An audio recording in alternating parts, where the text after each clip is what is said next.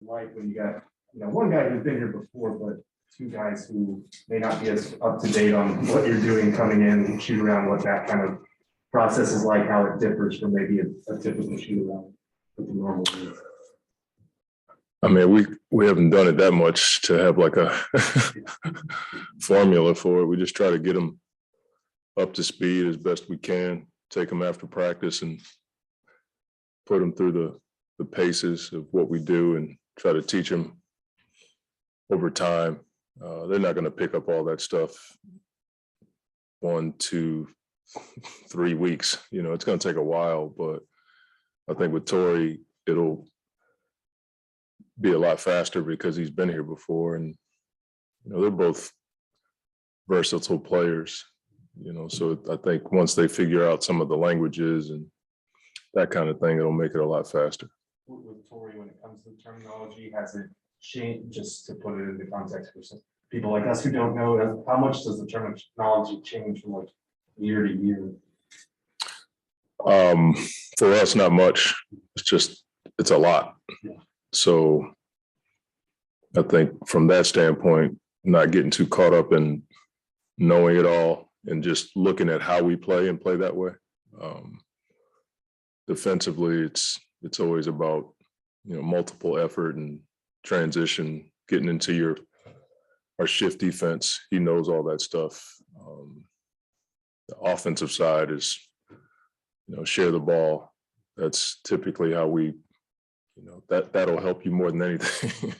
Playing good to great, that kind of thing. But I think he'll pick it up. Both those guys will. But they'll have a lot more time after practices and shoot-arounds to go through stuff. You've got JaVale and Bismarck capable of backing out DA, so you have those traditional bigs kind of set. But is it nice to have Torrey back, who you've had Ish play the small ball 5, and he's done well in that spot, but someone who did it for you guys in the playoffs and can fill that role in the pinch if you need to go small? Yes. You're like running the whole joint. I thought I'd just keep it concise and let somebody else ask a question. Nah, I mean, it's that was humor, by the way, just so you guys know. I think just having like Torrey, the impact that he had with our team last year. We threw him out there as soon as we got him. First game, he had no clue what we were doing. He just knows how to play.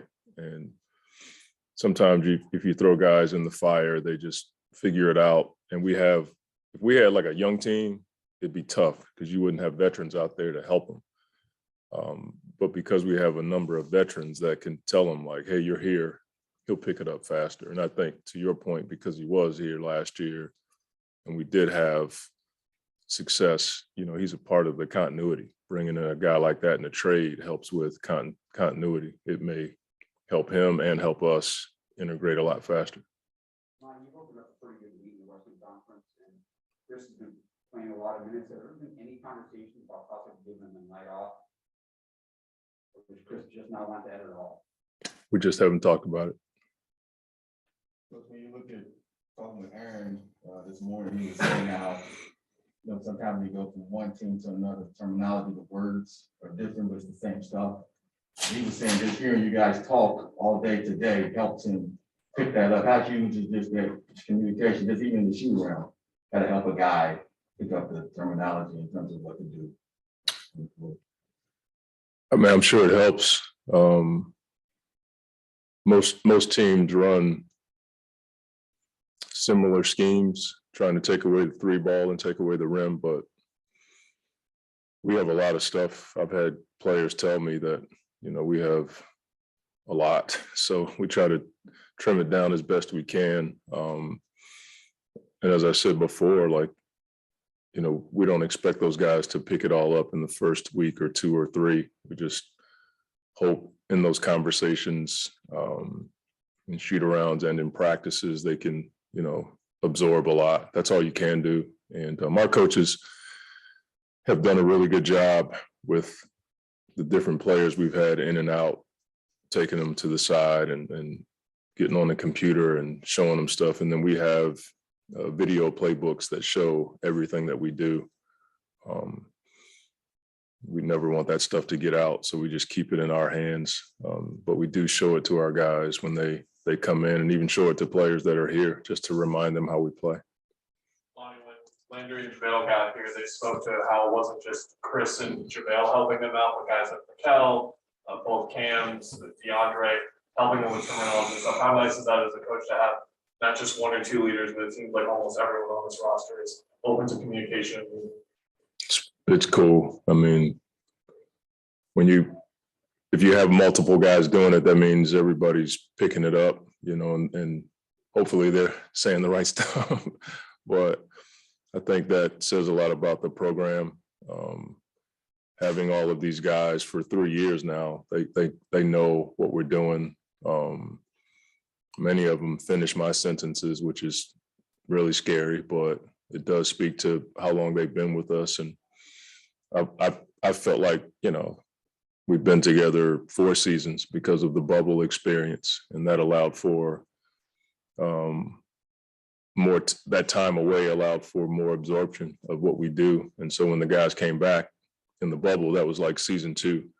And I think that's one of the reasons why we were maybe played well in the bubble, because the guys had a chance to absorb it. And so it allows for them to teach it when guys come here. So I think that helps.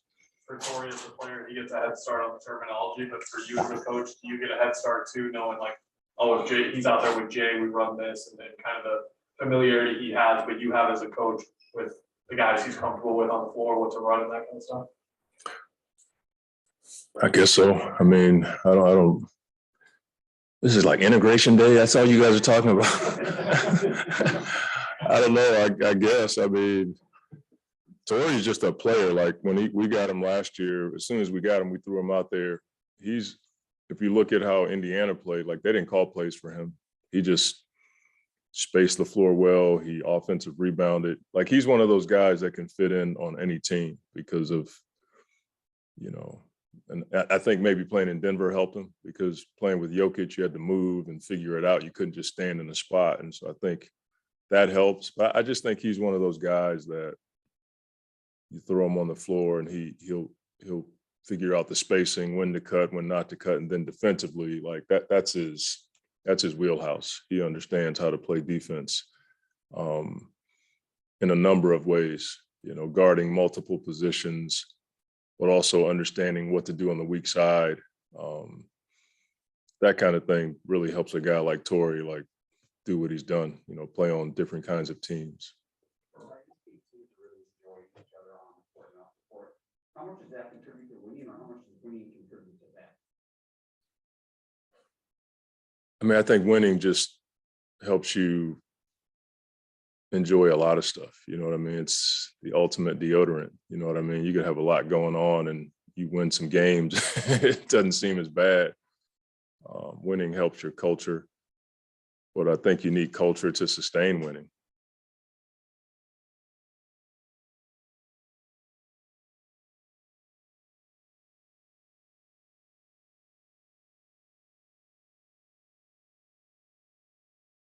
For granted, it's something we work on every day, and we think it's the people. It's not the ideas or the implementation of a philosophy. It's the people that carry it out, and it's also the people that help you win games, and that's the players. And I never want to lose sight of that, nor do I ever want to take it for granted.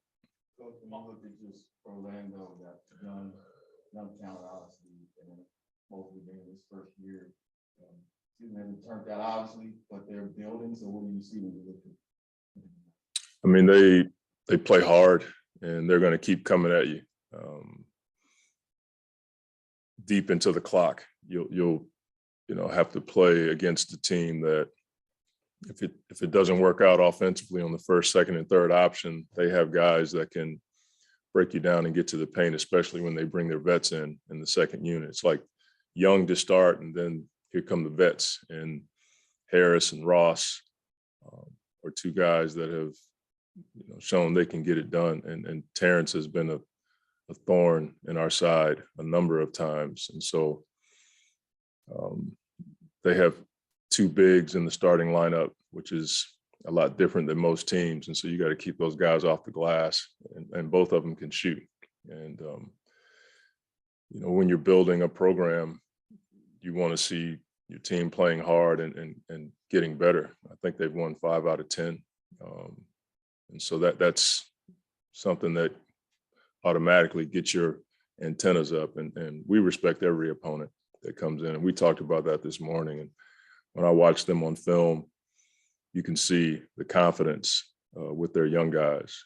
And it doesn't matter what the score is, you still see them playing hard. And that's, you know, most of the battle right there. Monty, to what you just talked about with them, teams like San Antonio, it feels like the right traits are there, but just the winning isn't coming together yet. But is that testament to what you talked about a lot with how hard it is to win in this league? Yes, it's just hard to close games out, you know, when you have younger guys. But all 3 of those teams that you named, that like they can beat anybody, and they have, you know. So we understand that. You know, Jamal's been in the Dallas program, and a lot of the calls are the same. And so we understand what that offense is about in Dallas and how potent it is. And it takes a minute to understand how to run it, but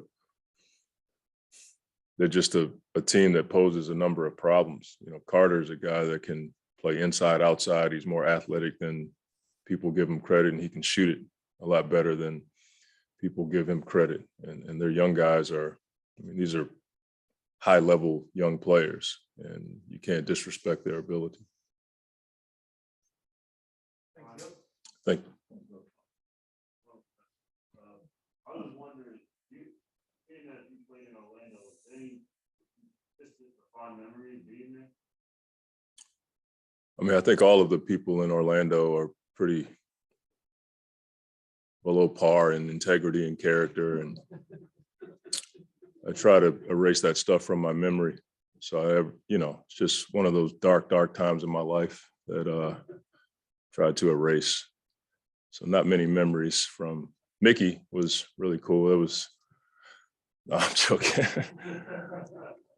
It actually was probably the most fun time I had playing basketball.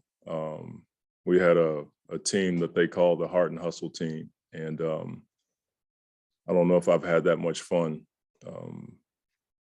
playing in the NBA, just being with Bo Outlaw and Daryl Armstrong every day, pretty much for 3 years until Bo got traded here, I think. Was a really cool time for me. And that team was so close. I mean, we spent so much time together, movies, dinners, at each other's homes. I still can't figure out how Daryl Armstrong was on I had a dock at my house, and he was throwing the lure this way, and somehow it wrapped around my dock and came underneath and went out that way. I still can't figure out how he did that.